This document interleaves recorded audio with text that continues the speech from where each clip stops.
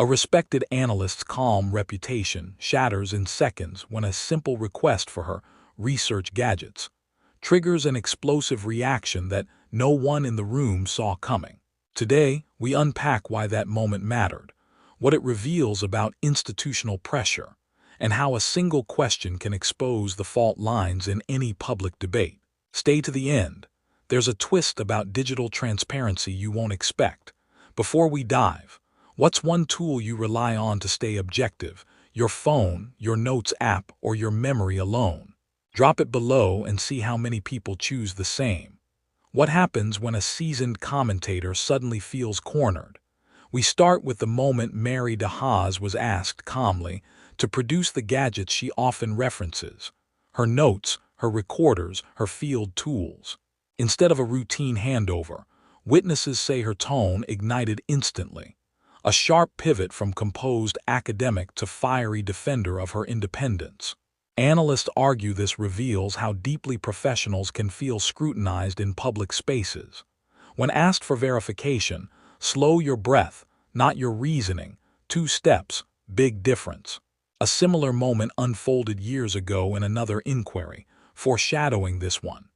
Few realize how personal intellectual tools become over time. For experts like de Haas, gadgets aren't just devices. They are extensions of decades of field work, memory, and credibility. So when someone asks to see them unexpectedly, it can feel like an audit rather than a courtesy. That emotional spike can create a defensive storm even in calm professionals. If you need transparency from someone, frame it as collaboration, not inspection. Trust doubles, friction halves. A veteran mediator once said this simple reframing prevents most public blow-ups.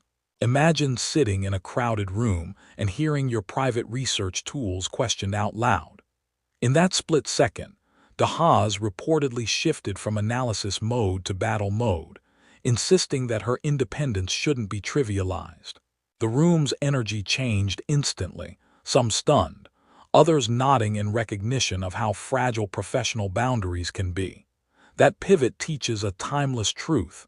Expertise doesn't erase human sensitivity. Protect your boundaries and explain them. Clarity prevents emotional wildfire. A similar boundary clash once stalled a major policy panel. We've all had that moment when someone demands something we weren't prepared to reveal. De Haas's flare-up echoed that universal discomfort, magnified by cameras and microphones.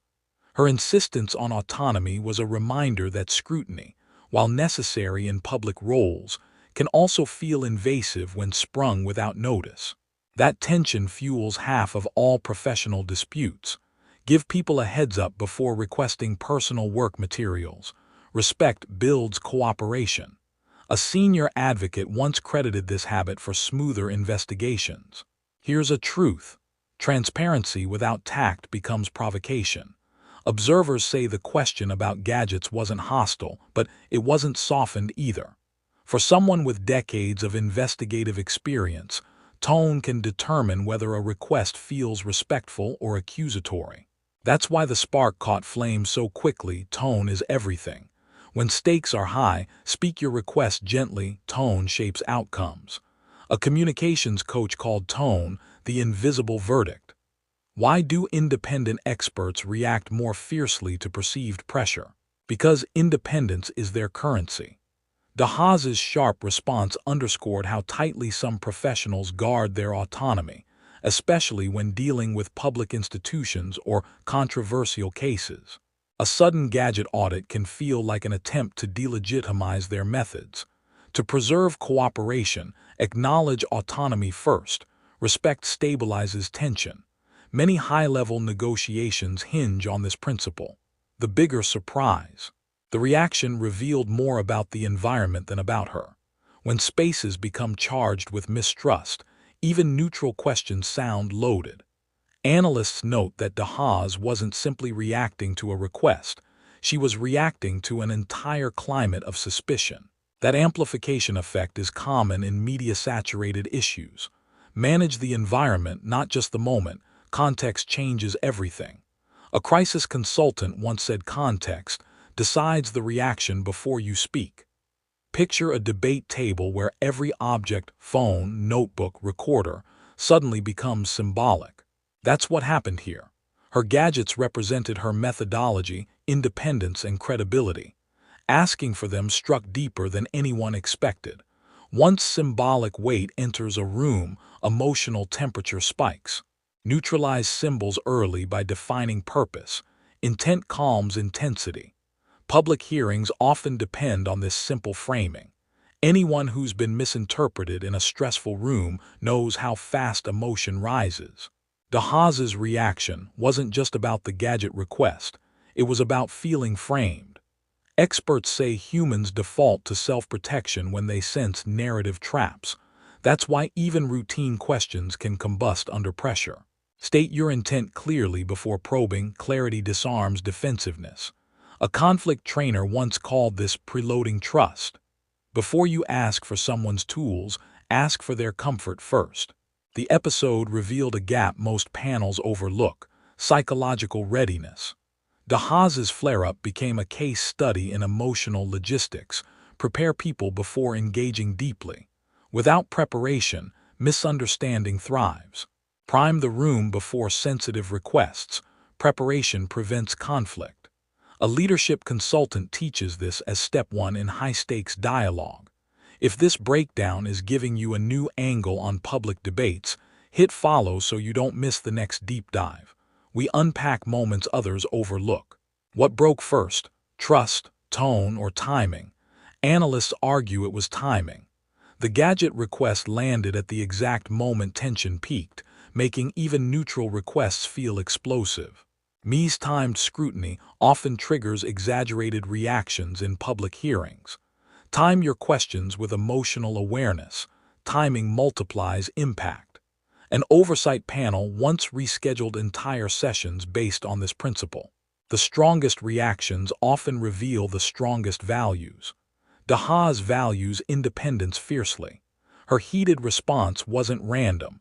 It was a signal about the principles she refuses to compromise. In public discourse, values surface through emotion more than words. When you see passion, look for principle. Emotion points to priorities.